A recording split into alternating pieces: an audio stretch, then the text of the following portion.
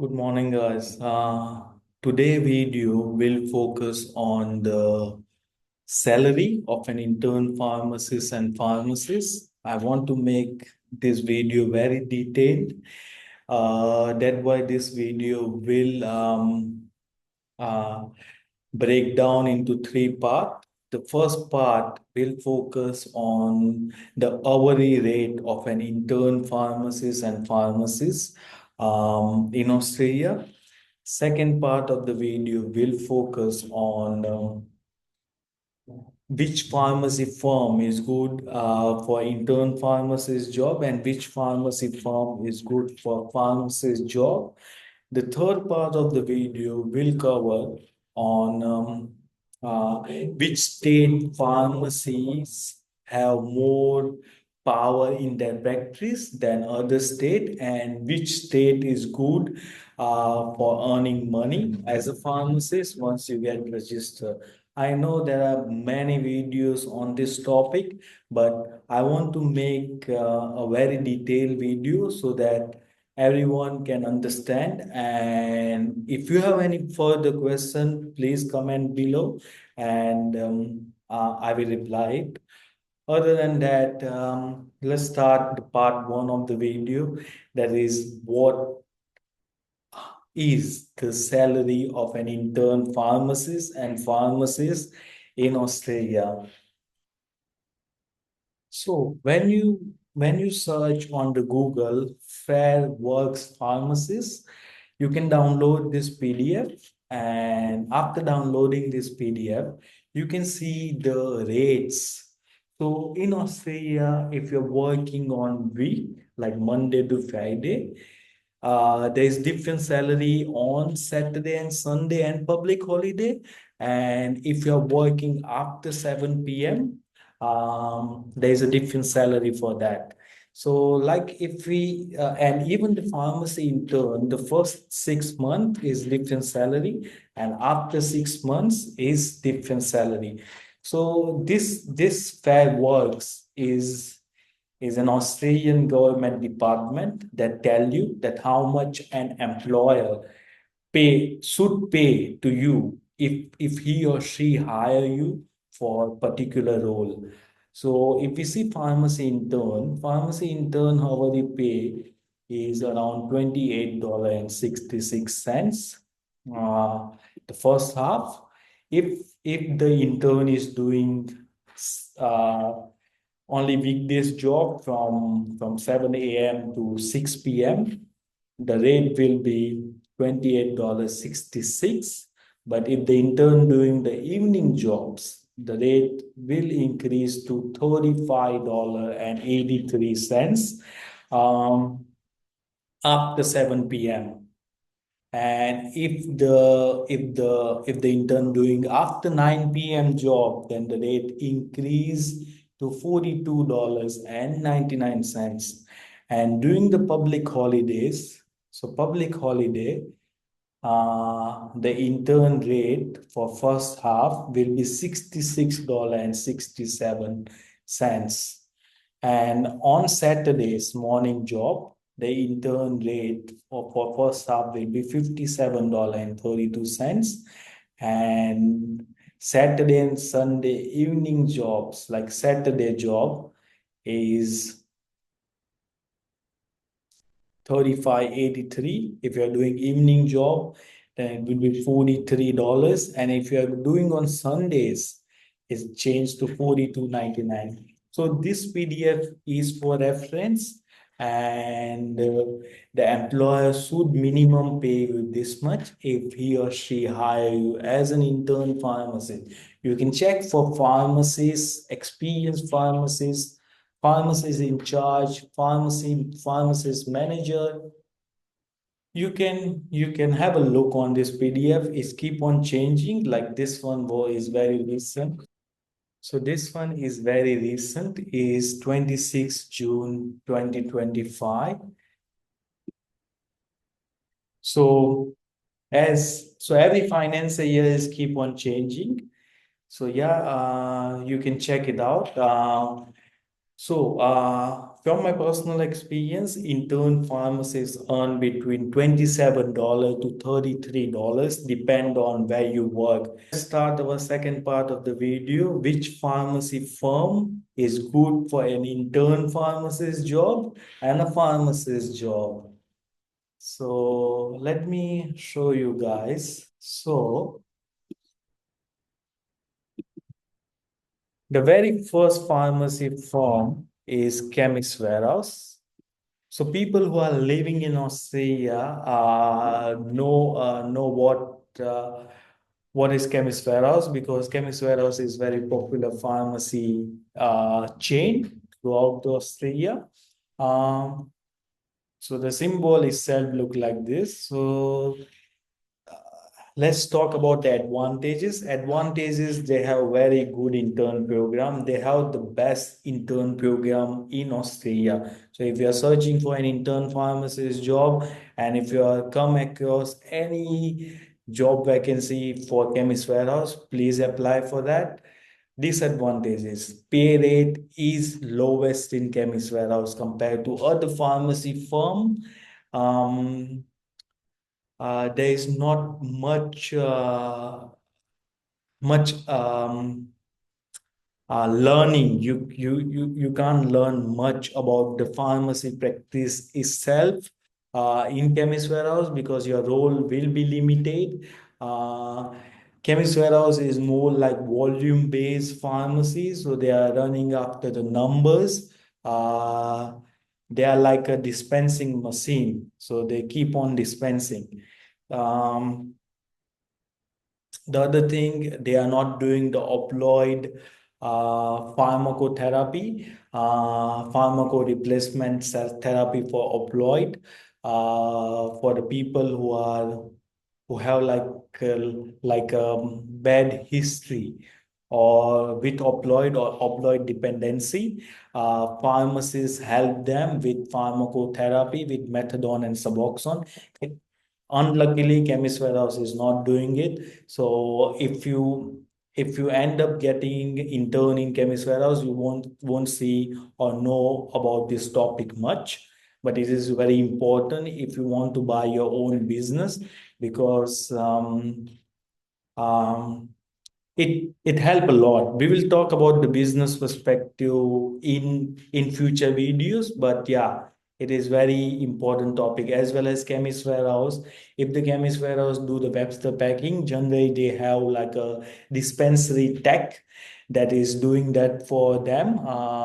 An intern pharmacist is not um exposed to Webster packing, because they already have one person who is handling that. So yeah, even Webster packing is very important. So if you start working in Chemist Warehouse, you won't see all this. You're just doing banking, you're helping the pharmacist, you're dispensing the SMS or app orders. So the role will be limited. Like I I work for Chemist Warehouse, that's why I know all this. The second pharmacy chain that you come across Austria is Terry White Kmart. Terry White Kmart do the so the advantages: opioid replacement therapy, methadone, suboxone. They are doing it. Some of the pharmacies. So if you get an intern position in Terry White with uh, the pharmacy which is doing the opioid replacement therapy, plus point. Most of the Webster packing done by intern pharmacists in Teddy White, Kmart. They have the robot. Chemist Warehouse don't have the dispensing robot. Teddy White, Kmart have dispensing robot. So it's good learning with that as well. Is also not so volume based pharmacy, is more customer based pharmacy. So there is two types of pharmacy. One is volume based pharmacy that keep on dispensing like a machine, and they after chasing the number.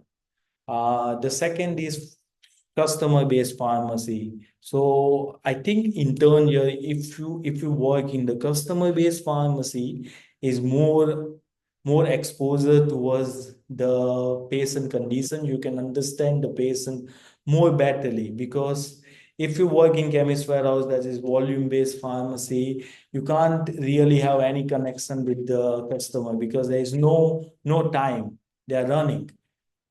But in the other pharmacy form like Terry White Kmart or Priceline or MCAL, or I will show you everything.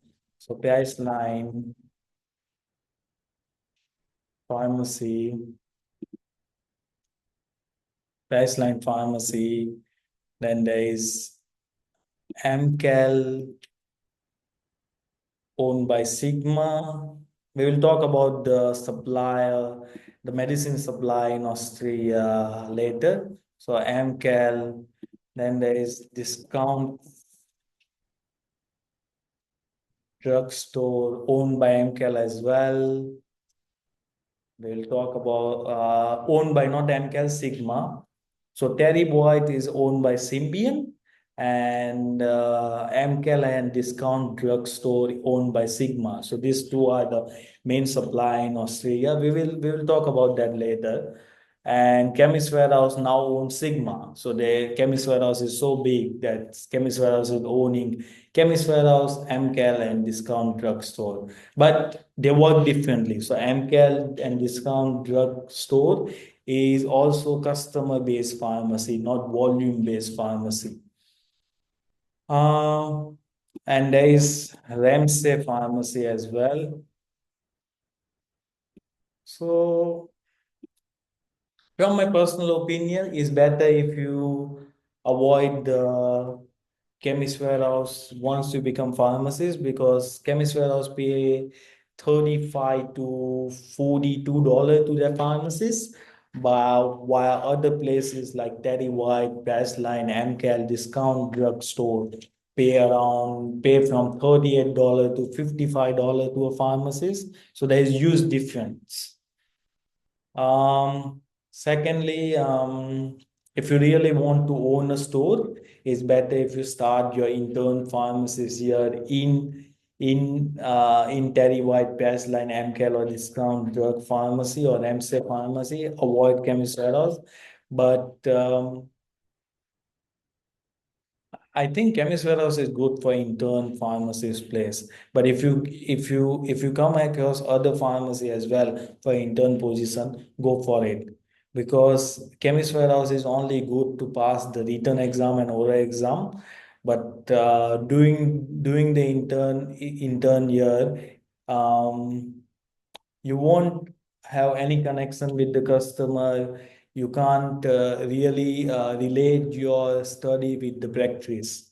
While other pharmacy, you can relate your studies with the practice because you are talking with the customer, you are talking with the patient, you are you are you are doing the Webster packing, you are doing the opioid pharmacotherapy. So one part is good for chemist warehouse, one part is bad. The salary part is very bad. So yeah. Um, let's start the third part of the video. Which state is good for the pharmacies and which pharmacies have maximum power? So let me share you.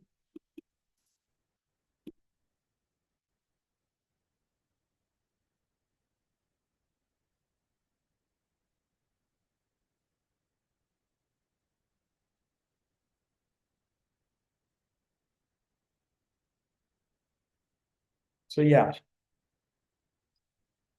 So I'm in Victoria at the moment. Victoria and New South Wales, people generally migrate to Victoria and New South Wales mostly because of Victoria have Melbourne, which is the biggest city in Victoria, and New South Wales have Sydney in that.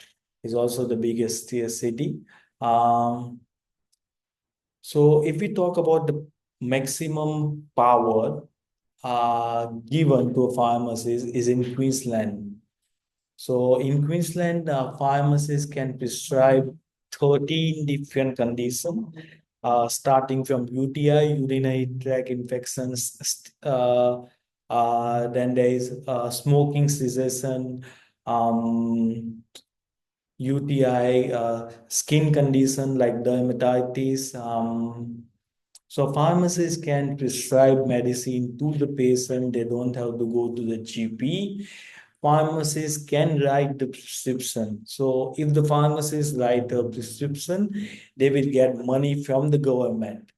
They only started in Queensland at the moment. They are slowly starting the trial in Victoria and New South Wales, including Tasmania.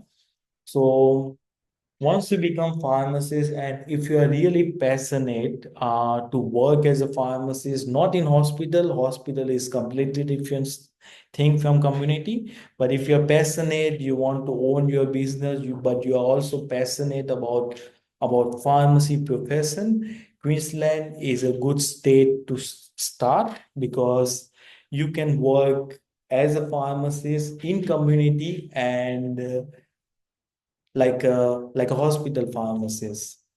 I will cover this topic as well, like what is the difference between a community pharmacist and a hospital pharmacist.